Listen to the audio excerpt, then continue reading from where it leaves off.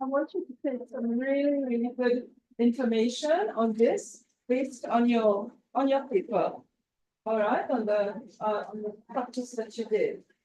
All right, first of all, is now you must understand that we actually brainstormed it, right? We went through it and planned. So really you should have no problems in terms of timing and the length. All right, you have 35 minutes. And in that time, I expected you to at least touch on all the questions. There were just like 4 questions. So you should have actually touched on these questions. Whenever you have a timed exercise like this, all right, and especially related to your final exam now, you're working with time, but you will find if you spend too much time on the first part, then organize your time. Organize the rest of the time. You don't spend a lot of time on the second part and leave out the last part. Because I want you to remember how the marking is done. So the marking is done in a way where allocated marks for each subsection of your question. Right? Let's say 10 marks, 8 marks, whatever. So if you spend a lot of time in the first part, maximum you can get, if you're excellent, will be 10 marks. But then if you leave out the last section or the last section, you're jeopardizing a lot of marks. Okay? So at this point now, with weeks to go before your final exams, I would like you to take this information and take these guidelines on board, right? So time yourself, keep looking at your watch or your watch or whatever it is, right? So that you know how much you still have to do. Because the first thing you're doing is reading your questions. So you know if they want 2 factors or 3 factors or whatever. Right? Do not give up incomplete work. That's my point. Do not give up incomplete work because the jeopardize turns out to be not of marks then. All right. I mean, you're just going to get 0 for that section. So that's number 1. The second point I want to make.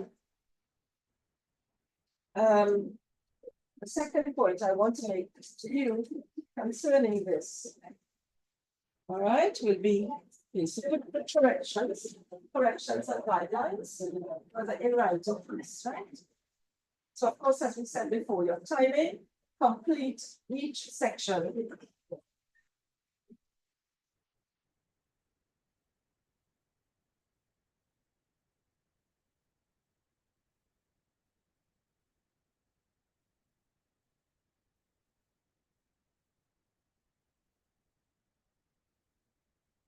Now, as I told you before, when you're starting a section, subsection of your answer, after you finish the introduction, just go straight into answering the questions.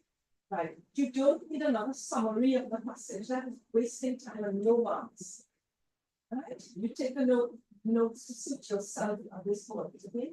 So some people are summarizing the entire extract again. Why?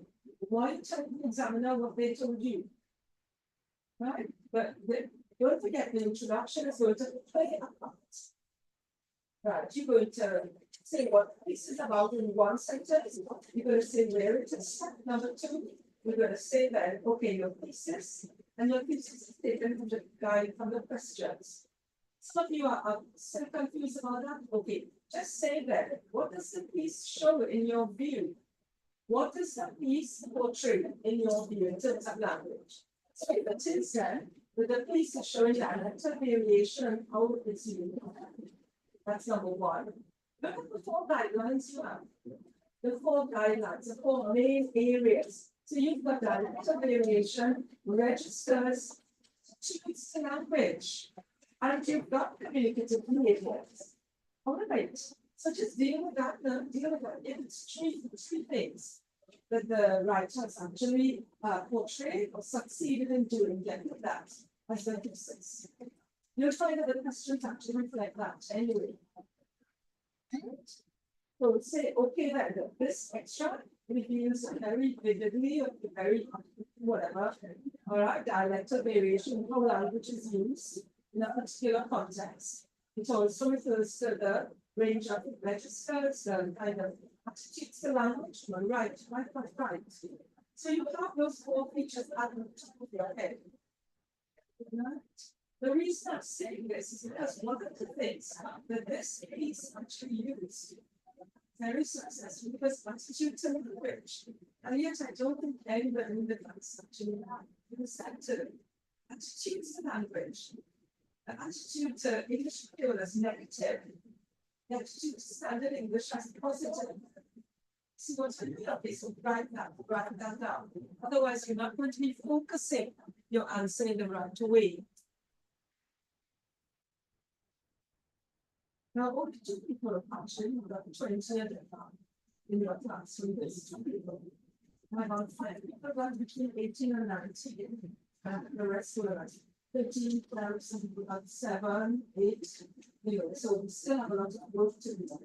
All right, people who did really well, you know who you are, very good work, keep on going, keep on writing, but bring that up to like 23, 24.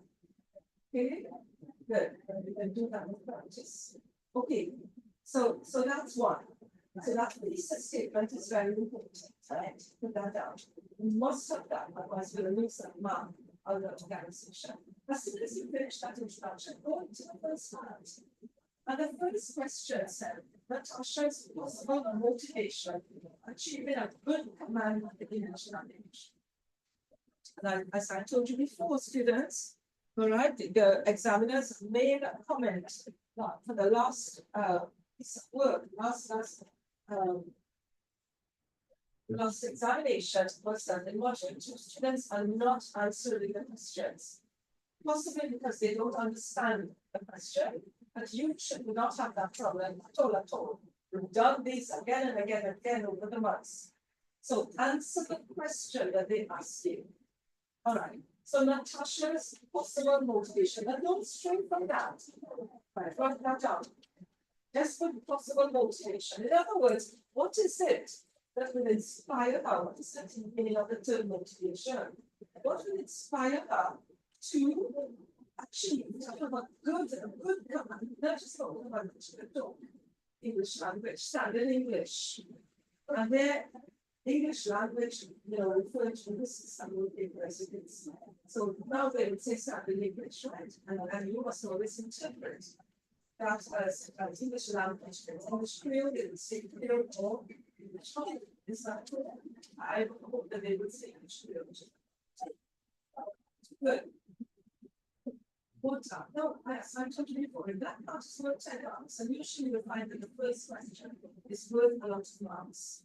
So if you mess that up, you're really going to lose and it's sitting about doing for your see.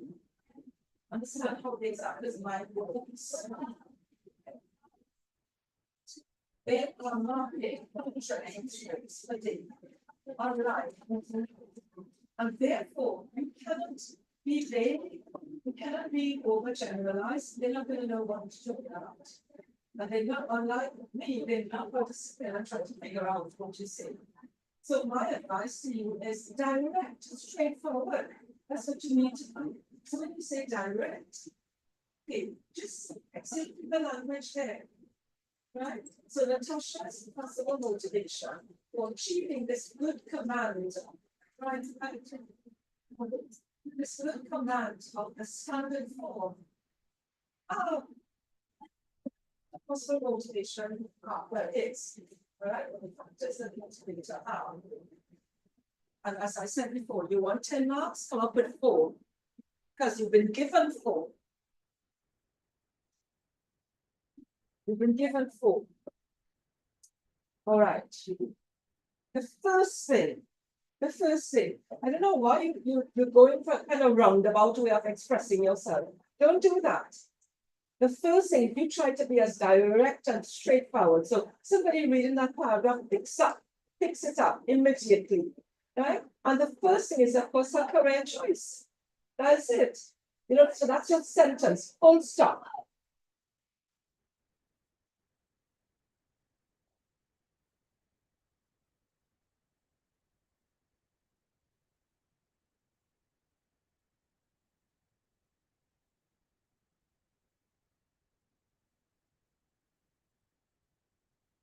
Of standard English.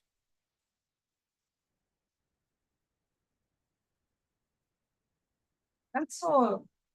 Correct choice. Full stop. The examiner sees that, we've got the correct thing, they underline it, they tick. Right, you can go on in the next sentence to elaborate on what you mean.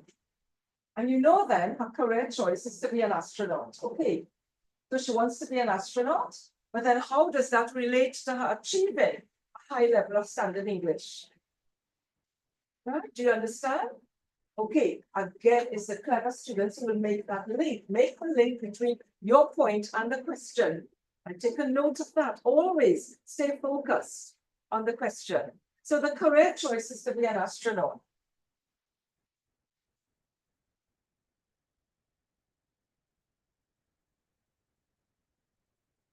Why? So then how is that linked to a high level of standard English? Then you explain. So you explain the point, what you mean. So you say that, well, she understands that she needs standard English and a high level to pursue this because it will involve studies beyond Jamaica. Beyond Jamaica. Right? A whole program of studying this particular area.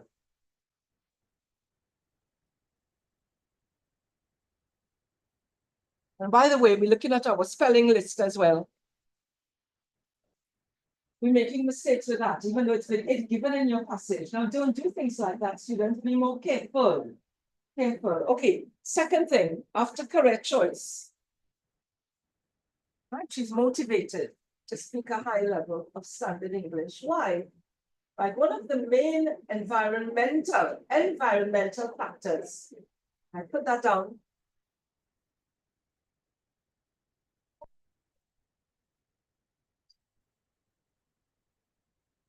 Environmental factors, the home. The home, right? You have home, you have community, you have school, and you have global.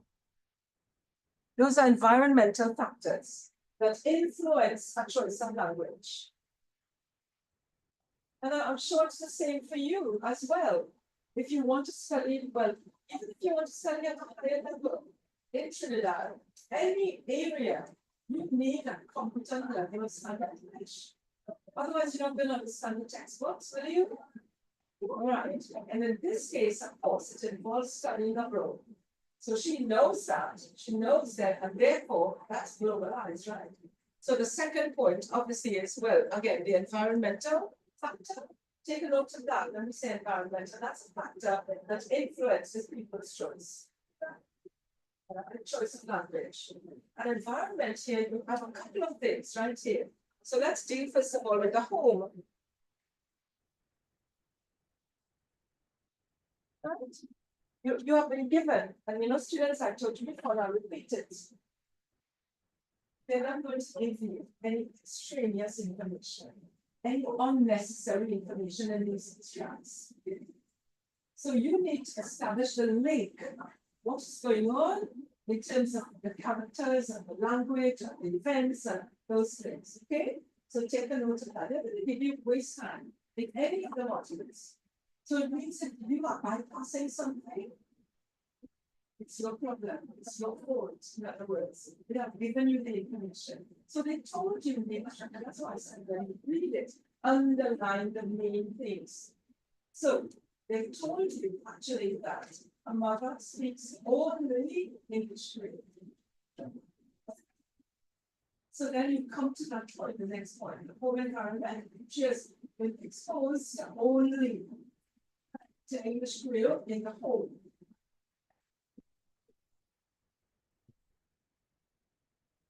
So therefore, again, because the mother is actually paying extra for her right expression in a standard English, the French and Spanish now. No, it's a country, it's specialized, yeah, that's in a university. But that's not what she's teaching this child. It's English. All right, so this is, you were told that she was impressed with her level of English. All right, so the home environment, the mother, two things that she was only exposed to, and she realizes she needs to learn more. She needs to go beyond that. And secondly, of course, the mother is paying, because the mother speaks only and she knows she cannot help her, so she pays for a private tutor. School, how does the school influence Natasha's learning or reaching a high level of expression in standard English? Again, two things, the influence of the teacher because it's a formal, and say that to the examiner, look how much you have to write. It's a formal setting, the school, and therefore it's a standard English that will be taking place as it is here. Right now, that's one thing, one aspect. The other dimension of school is that this is a very powerful influence. You may not realize it yet. But media is a very powerful influence on individuals, and they're learning a language. And you know that there's so many apps now to learn a foreign language, right? I mean, this is how it works as well. So the impact of media on learning a language, and she obviously, you know, the teacher is exposing them to very useful and valuable films or whatever she said. I saw a film at school, but that is not to be left out. That's what I'm telling you. Take a huge aspect of it. Be alert and say, oh, is this in particular language?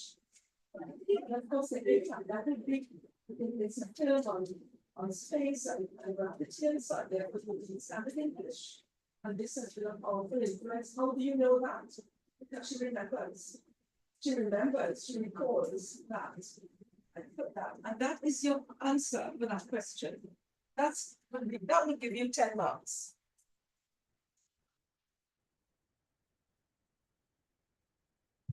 Second part.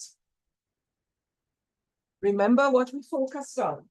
We are focused on language in this section. The second part is any justification. Look at how the questions differ. Is there any reason? Justification is a reasonable explanation. Can you take a note of that term? When you justify something, it's a reasonable explanation. Reasonable explanation. So again, any justification for Andrea's surprise that Natasha spoke English so well. All right, I told you before, students, especially module 2, picture yourself in the scene. Picture yourself, put yourself into the scene, and you will get a much better understanding of the kind of extract out there. All right, picture yourself in the scene. So you're there, and you say, well, why would Andrea be surprised that this child, that this Natasha is so good at standard English? Again, you see how you need to know? You need to know the theory of language, right? You need to know that, how it functions and how it impacts and all of that. So number one.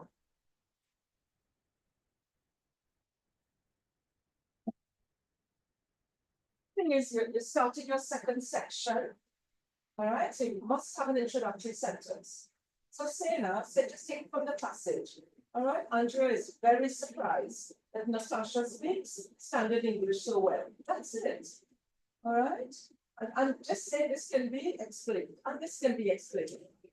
Right, I don't want any fancy language, I don't want any beating around the bush. I want a direct, straightforward answer so that your examiners can pick up your response. I can see that you have understood that passage thoroughly. All right, number one, we're told she's a primary school student. Why? Why are you told that? Because it's a young girl. A young girl. Right? You're looking at 9, 10, 11, whatever. Okay? A primary school. So there we go. Which means that not for her young age, it's unusual for her to be so competent in standard English. It's unusual. At that age, remember what we just said, they're more exposed to home, school, community, etc. Most of it in English Creole. So it's unusual to use that word. And it's because of the age factor. The examiner will pick that up and you get your mark there. Secondly, why else would Andrea be surprised? We told the mother speaks only English Creole. So early socialization would be in what language? Obviously. So use the term then, early socialization. She would learn automatically, she would learn English Creole from the home, as we all do. So the early socialization in the home is another factor that justifies Andrea being surprised. Thirdly, you know what we said about limited exposure, using that term, you're not using it enough. So limited exposure means people who have been exposed to standard English. Where? Through your textbooks, through your teachers, through your media, whatever you select. All right, to the newspapers, magazines, that sort of thing. That is my people who have not had that opportunity, or they have not used the opportunity, they will have limited exposure to standard English.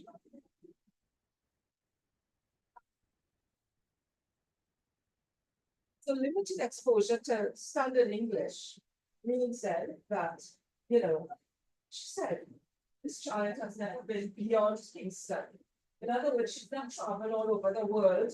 She's not traveled all over Jamaica and met different people and different environments.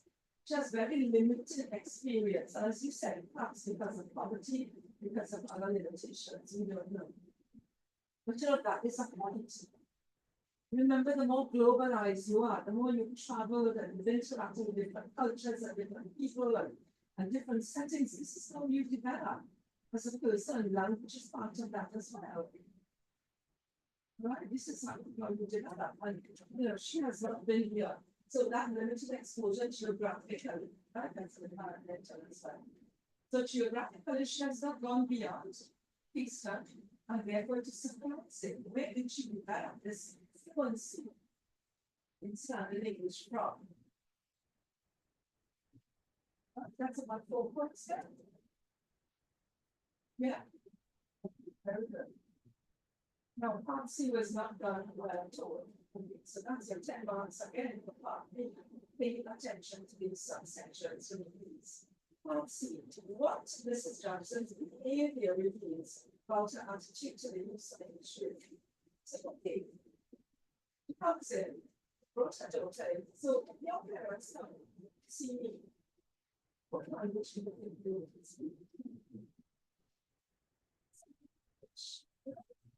They would attempt.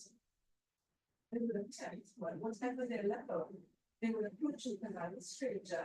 They would look perhaps at your position, your status, whatever, and they would look at the level of interaction, what they would be talking about, etc. So this is what the mother did, right?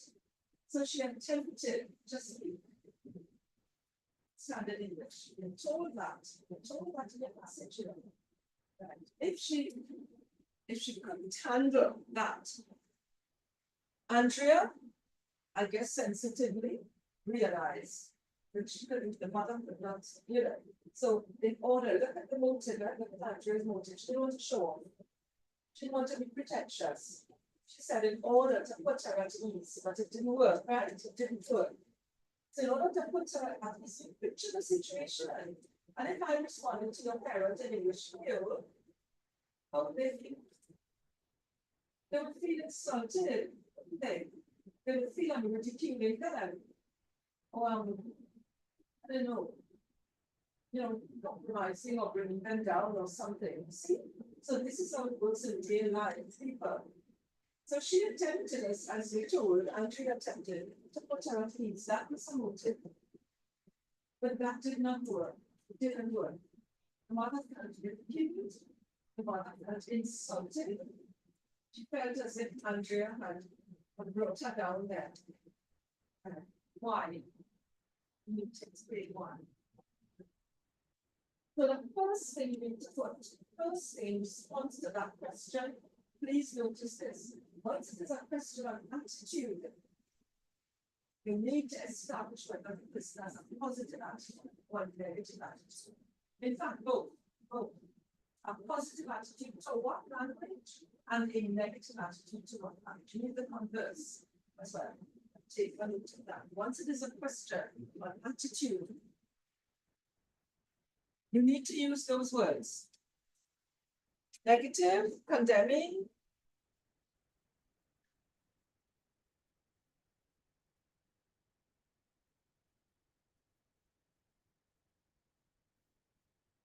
No. That's why I can say that those who did very well, still control a little bit deeper, you know, still not getting some of the insinuations in the passage, the suggestions. I mean, why would the mother pay to try to learn English, standard English? Right? It is because she values that. She knows that she cannot like it, but she values it. She sees the importance of it. All right, so you need to explain this to the examiner people, not just recognize them, put it inside of you. All right, so what is her attitude? What are the behavior is? Number one, she has a negative attitude to English field and a positive attitude towards standard English. That's your topic sentence. The examiner knows you know what you're talking about. But you need to use those words, underline those words. You're looking at attitude. All right. So go ahead now and second sentence, explain. Don't get that first sentence long. You just explain it concisely. Use the keywords and then go in second sentence to explain. All right, everybody? Good. So you're saying that, right, that she addressed Andrea in standard English, which attempted. And she responded that she wanted to put her on sensitivity. She wanted to be sensitive, okay? But the mother felt insulted. You told her that. She felt insulted. She felt she was compromised. Because they'll just give back what the examiner give you. Explain it. Why would she feel insulted? Now, this is a very important point, everybody. She would feel insulted because in her mind, she associates English Creole with low level. That's how you have to write that. In her mind, don't let the examiner think you're thinking this. In her mind, Mrs. Jackson's mind, she associates with that word English Creole, low level of education, low level of intelligence, low status, social status, etc. In her mind. Right, do the converse now, next sentence. In her mind, conversely, in her mind, she associates standard English with a high level of intelligence, a high level of education, social standing, privileged position, and that is why she feels insulted. You have to examine human behavior and language in a bit more detail.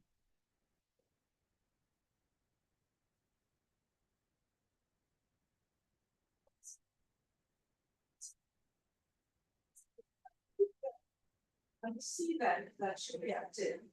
And she did not respond, say that. So she did not respond to Andrea, and she left very promptly, very suddenly, and simply addressed her daughter and said, I'll be back for you. All right. So there's no goodbye, there is no thank you, there's nothing. And she said she just addressed her daughter. So again, you see the critics there. Some movement, and she leaves without addressing Andrew, without saying another word. Somehow language there, for silence is. She's upset. Do you understand why that question, where that question is coming from, everybody?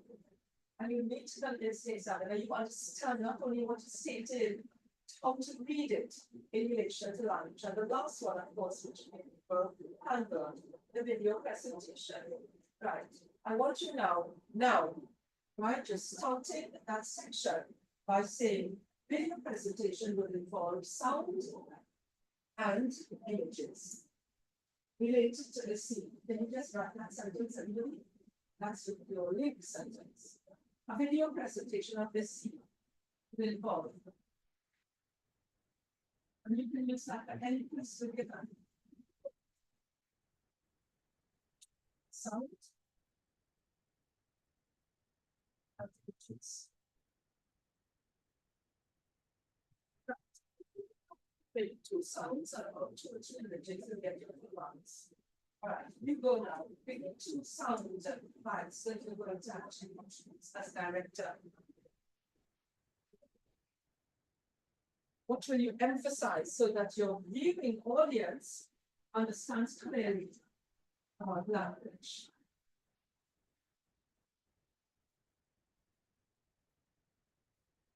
Right, give me two sound and three images, please. And I want the technical terms. I want the terms that were given in communication studies, and then you can explain further.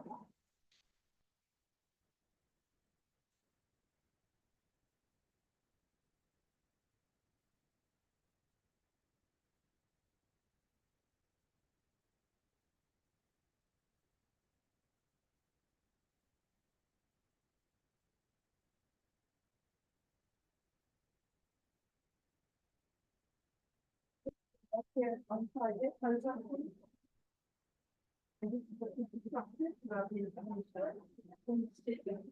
the right time. Right?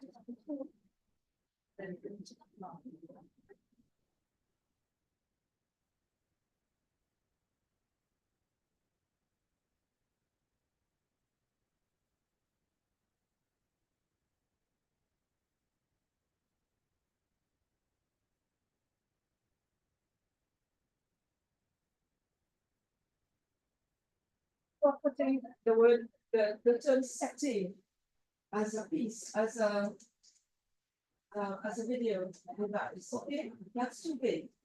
That's too big a term. So can you please stop using that? Setting is too big. What do you mean? And how are you going to use setting? Right? So if you say a formal setting, how does that enhance the understanding? So we need more specific. All right, so here, number one, on the sound. The tone of voice and what tone. And here's which one of the tones? Casual. All right, if you just tone that to a very good point, I'm saying then the what you want to highlight. Andrea's notice in the passage, Andrea says, I think I'm going to do this. I think I'm going to teach some certain languages. All right, so that's a very lacking in confidence. Then, whereas Natasha said, I know I'm going to meet an astronaut. Do you understand the different tones? So there, you want to establish a contrast, please. A contrast in tones between Andrea's. She doesn't know how to deal with this child who's extraordinarily intelligent. All right. So it's her wavering, lacking in confidence. Tone, in contrast to Natasha's confident. She's confident, she's self-assured. She knows what she wants to do in that tone. Is that clear, everybody? If you're going to use tone like that, use the contrast that's presented. All right, okay, Maya? Still sound. Our language, good, very good, that's fine. So what you're going to use?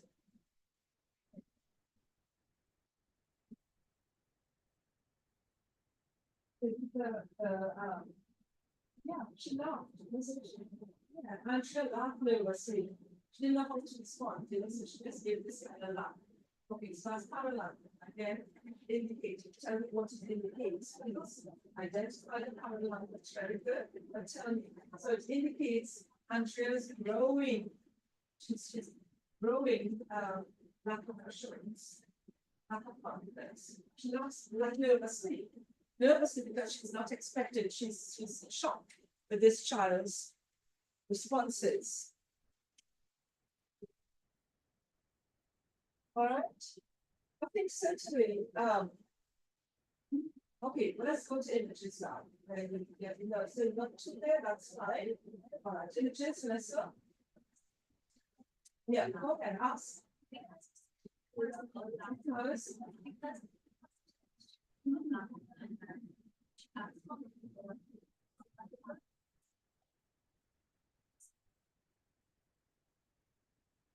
No, not in that.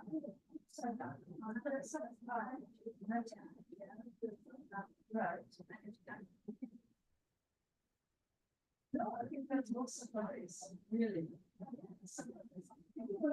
Condescending too, which is a very good point. Condescending will be how the mother felt. She got an answer, you know, it was some condescending in her tone, and you say, well, that's not. All right, good. Maybe you will get to show, right? She was thinking, right? She can go, she can go with tea, and you know, aiming for something or different thing. Okay, so you will perhaps use Natasha's tone there. The word was all right, very good. Okay. Next one, colors image. Yes, very good. Definitely, so you need to name it and then you need to explain it, illustrate. So what exactly do you body language?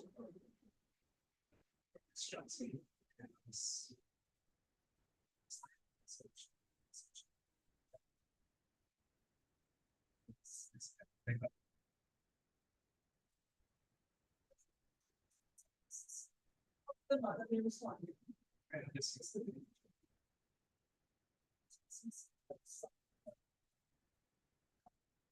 She's upset. There is Sada, she's upset. So maybe a future expression of proud when you're upset, proud. You look, you know, struggle, discontent, or get those words out. Yeah, okay. If you said dismissive, will be like a kind of dismissive attitude more than the two. All right, gestures. Use gestures. Looking at, yeah, maybe you can anticipate, you say one can assume that Natasha would probably be using hand gestures to explain about gravity and to explain, you know, what she has seen. That's fine. Shock, certainly on Andrea's face, shock. And the child said, she asks her, oh, one of the things we miss actually, is when she says, do you like dolls? Explain that. Explain that under a justification. Justification. So justification. She says, you like dolls, Shia? Why should how would we explain that? Correct, very good. She's judging, she's stereotyping a young child, a young girl, and she thinks, okay, let me break the ice and ask her a question that is to be done. Right, very good. To use that too, you see, again, it is the people who are alert and going to pick up these things. So it can be justified because she stereotypes. She stereotypes the young child, the young girl, and asks her a typical question. All right, very good. All right, Emily, last facial expression here.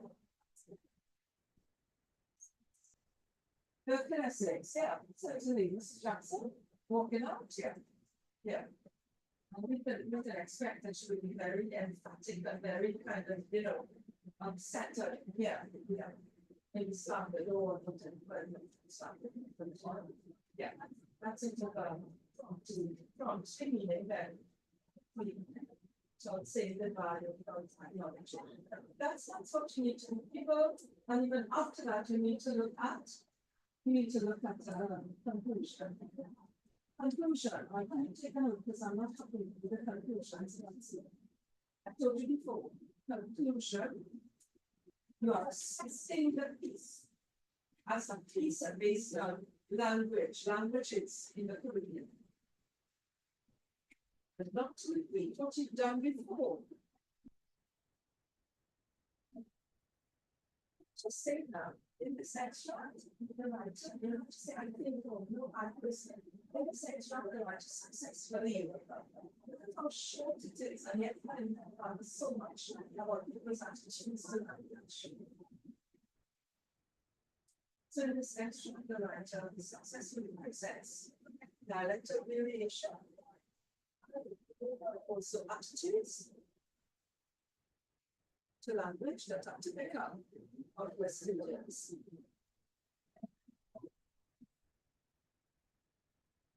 I think even presenting, you can say that, again, you can say that assessing the piece. We judge it, did you think it was really successful?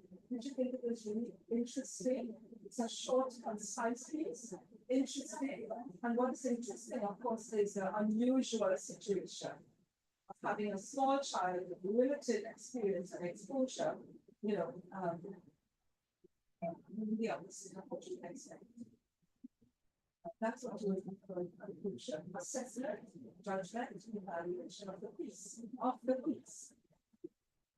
And in this case, it is the terms of organization. Right. This, you know, you're going to have to write again.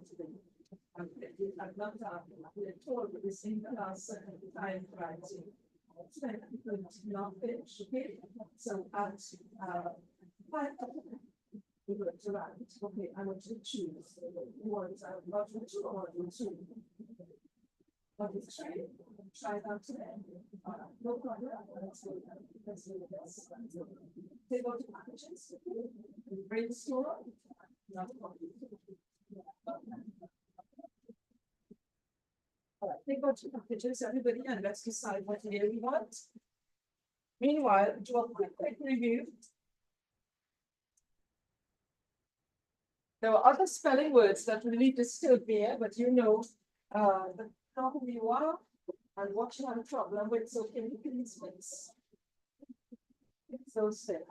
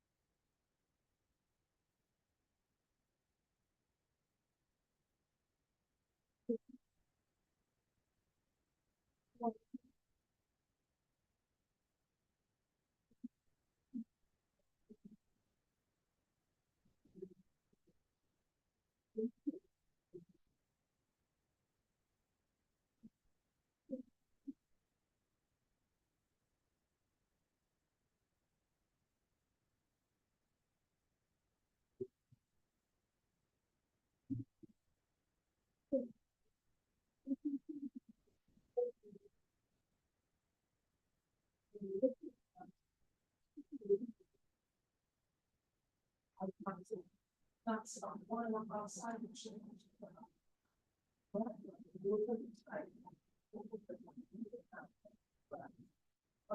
underline,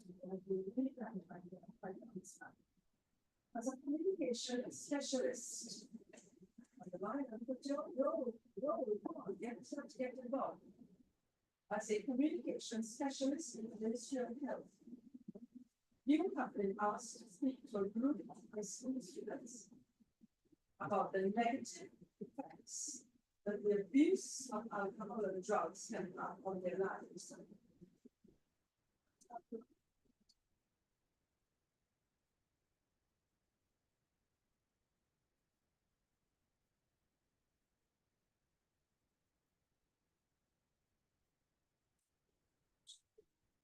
Your topic moments, such matter, also your thinking. Put all those things down, people that all of that is your introduction. Your medium is your speech, you've been asked to speak to.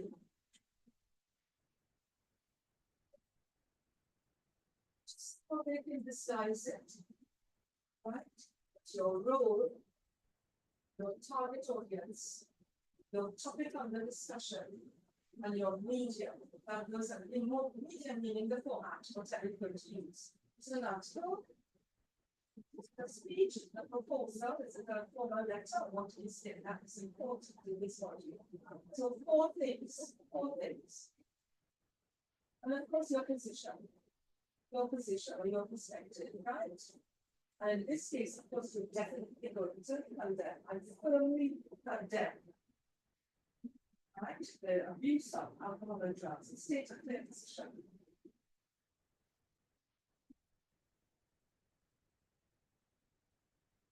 You're speaking to them, so again, it is in the form of a speech and direct verbs. You're speaking to a live audience here, live audience. So let your language be appropriate. In an essay of 300 words, just change that to 300. Discuss how you would go about. Okay, so you're not take that back. You're not writing the speech. You're not writing the direct speech. You're discussing, you're explaining to somebody, let's say the Ministry of Health, how you will go about it. So you're saying to them, I will do so and so and so, I will, explain so and so, I will highlight so and so. You understand? I take that back, that's what I usually time. So you're explaining, underline that, how you would go about it. So let's say that you're talking to your supervisor. All right. So imagine who you're talking to. And so therefore you're explaining how you would talk to these, what you would say, why, and how you would address, how you would, what techniques you would use. All right. Number one, sourcing information for your speech. That's a strong paragraph. In other words, synthesizing information from the way for the speech. So that is obviously logos.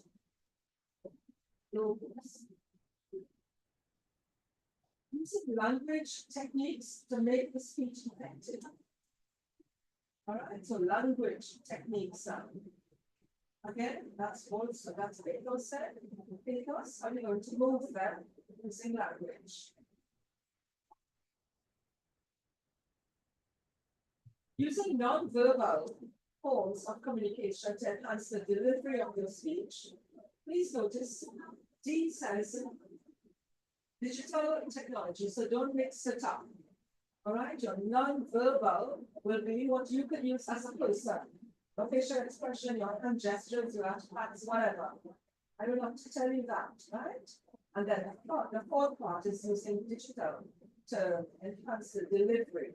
Right, so maybe give me two forms then of digital. Okay. All right, good. I'm going to give you 10 minutes to plan this out. It's now 9:23. All right. So 9:33, I'll stop you and see what I'm going to come up with. And you will on spot. So planning in your notebook on a page. You must plan so that you will not repeat information. Okay, 10 minutes.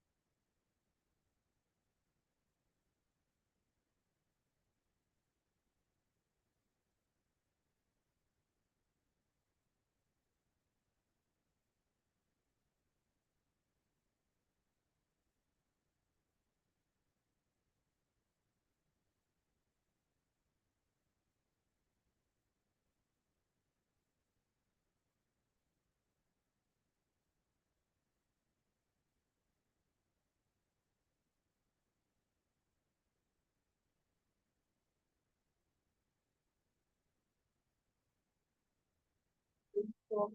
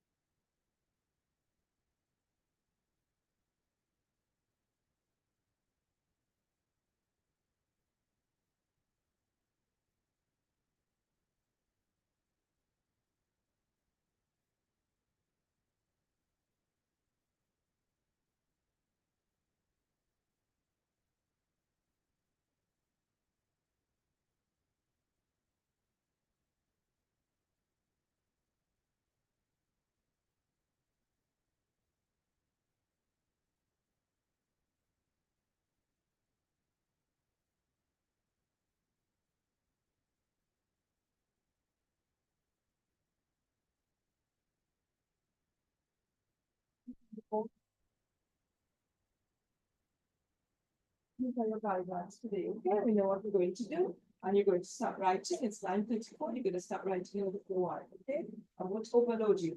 Just try to do a good job today. All right. The first thing, you have your introduction. You're going to just start straight away. You don't have to sit down there and bite your pen. Just start. Introduction.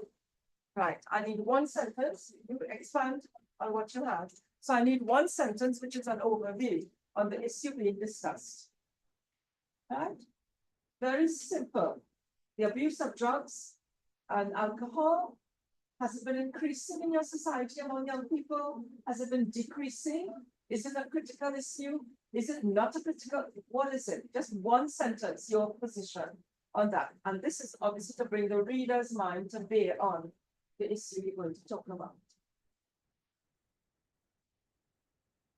Right.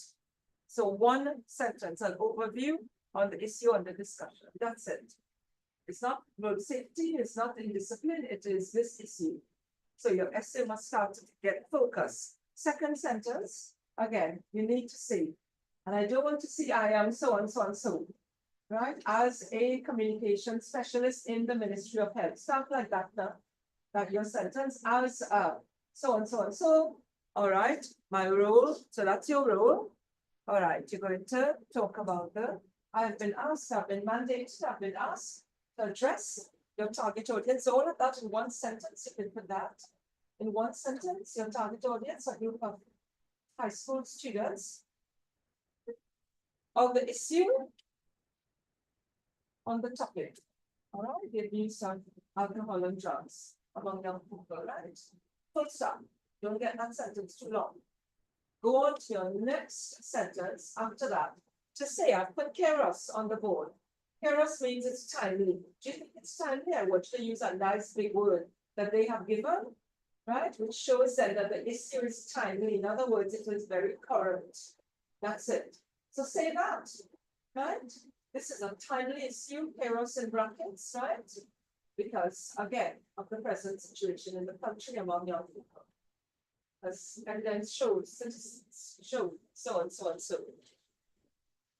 Your position on it, I firmly believe, I hope that you do, I firmly believe that this should be stopped.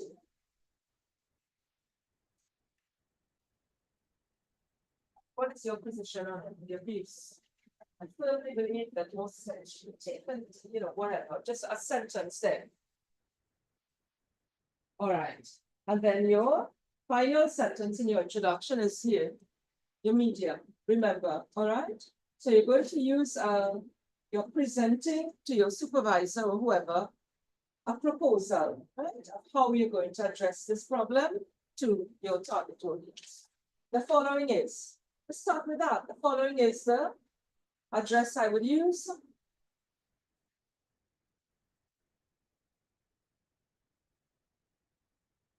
Ask to explain how you would go about doing this. The following will not be the address, but that will be direct speech. So the following is an explanation of how you will go about. an explanation of how you would go about persuading use that your target audience.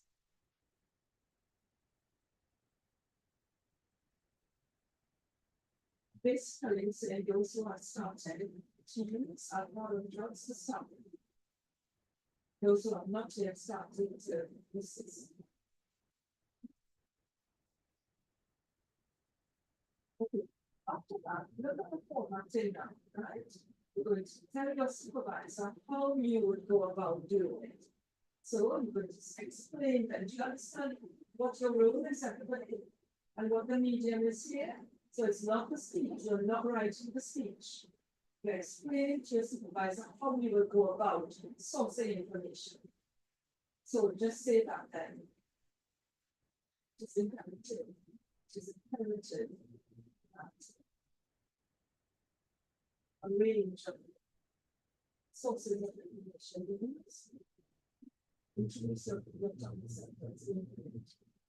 All right, let's talk about this now. Right. What are the sources of information that you use? Ruben, number one.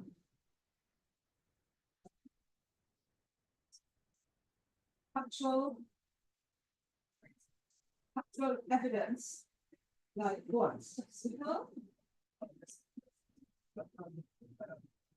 So that's okay, so evidence, all right, factual information of data.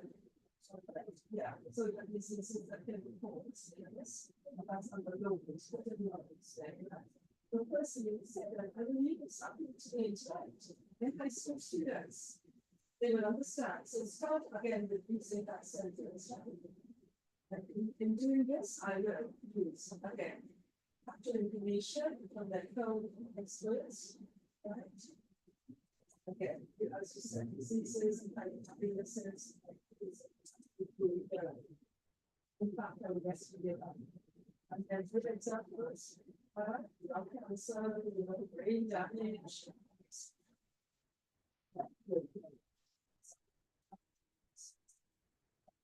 Another source of that is another source of information. Shannon. Statistical information. Yes, this is very related to this particular school, or just high school students. High school students, okay, from a range of school or again, statistical office, Ministry of Education. Take your pick here, deans and so on schools. So you get statistical information as evidence. Right, what is the impact of that in Iran? What is the impact of statistical information?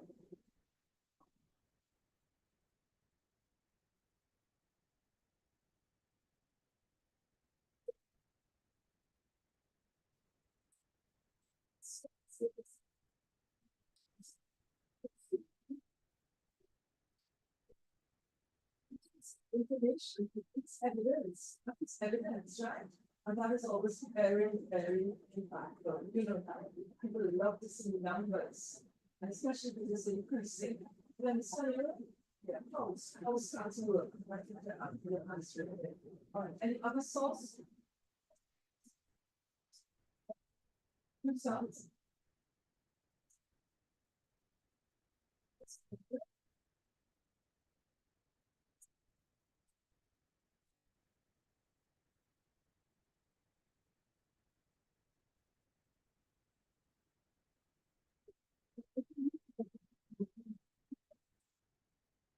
Didn't say there was a they weren't specifying. If you can do that, someone who has been in that that's a piece of drugs, that's a very strong point. And for people who those in fact, it's very good transfer the statistics. And emotive language, and statistical information. All right, explain how you will go about persuading young people. So you see how to use the three appeals. All right, okay, good.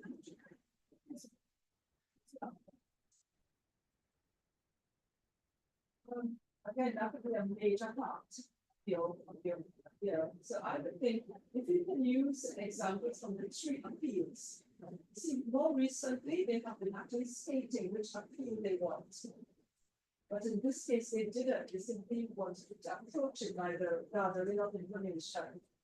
But you still have got to inject, because remember what I said, we're using the information to persuade. So what level are you appealing on? Intellect, emotion, what, you know? So it's a good idea, even if they don't, use like one each, they will find, okay? But identify it as logos, ethos, thus, and then you know what you can choose. All right, the next area. What's the next area? Language techniques, okay. So, okay, maybe you could leave out emotive language, use the persuasive under yeah, paper said, so leave language. Right, and then this section now. So, what are you going to start? Start by saying language is the most powerful tool of persuasion. You know that. Language, look at how people all over the world use language to persuade millions of people to do all sorts of things, sometimes very bad things. Language is the most powerful tool of persuasion. Right. So therefore, the correct and appropriate language choice is what is necessary. Good. Go ahead, Vanessa. Language. No, don't start with your example, start with the point, and then give your example. So what is the point? The point to put your mind is emotive language. No, emotive language, persuasive language. So words like, you know, you want to look at the negative effects, severe negative effects of using these drugs. So words like, here's some examples. Yeah, give me your examples now.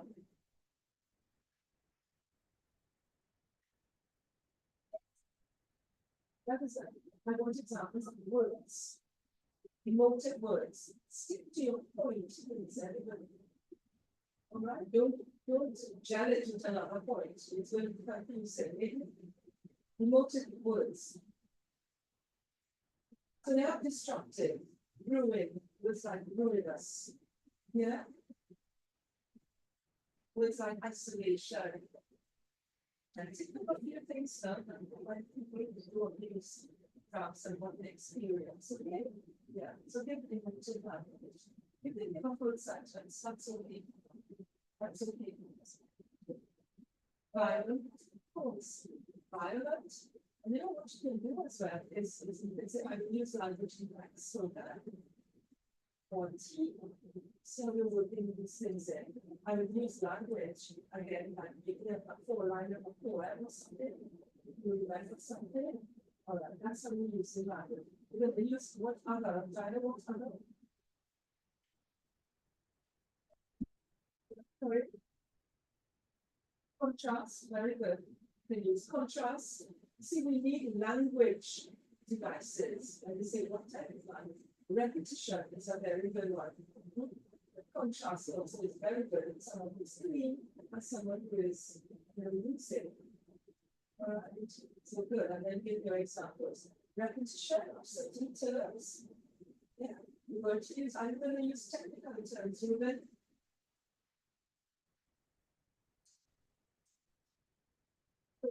so yeah, when you use but you'll keep it down, you keep it something, but they are high school students. So names of distances, you know, maybe statistics and kind of dangerous substance in a cigarette, for example. Right? Like hundreds and hundreds and you know, that's those are like use your imagination now. As young people, what will influence you? What will make you stop? All right, that's it. All right. So that's second. Look at this end. So you're down to the questions now. Start answering the questions directly, right? And answer to Emily's question, use this for the first part. And this will be your appeals, the strategies you will use. And illustrate more specific examples. The last part is a nonverbal, right? That's easy, right? Being nonverbal is still a persuasion, isn't it? Nonverbal. So not just the words you use, but your very mannerism, your very character should come through here, right? And demeanor, as you say. So non-verbal will be very important here because why?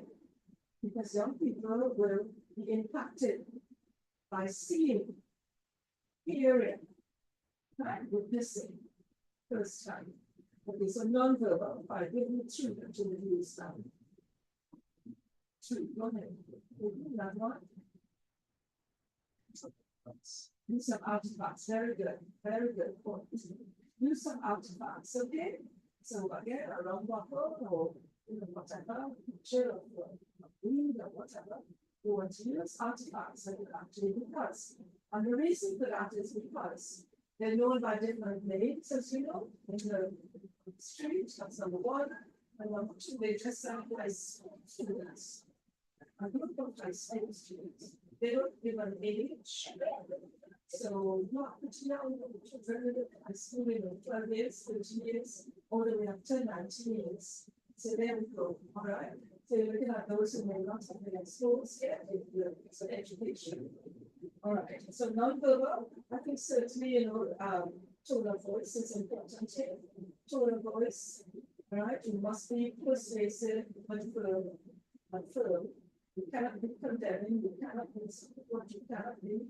You want to get to young people, you cannot be condemning and arrogant or second that in the booth, but you have to be persuasive, you have to be important. All right, and encouraging. So put that, so tone of voice, facial expression. Movement, what about prosthetics? Are you going to start at the front? No, I don't think so.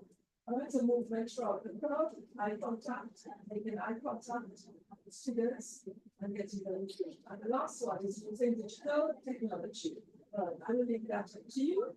You know that section I gave you on the digital.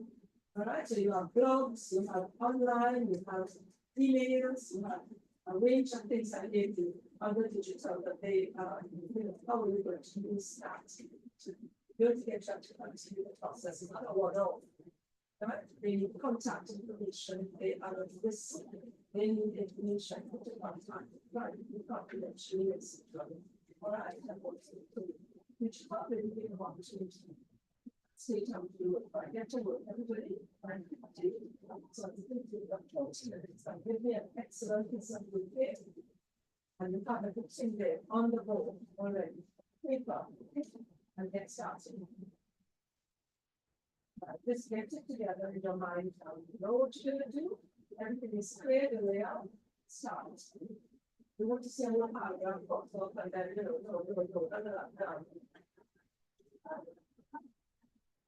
Try to work on it.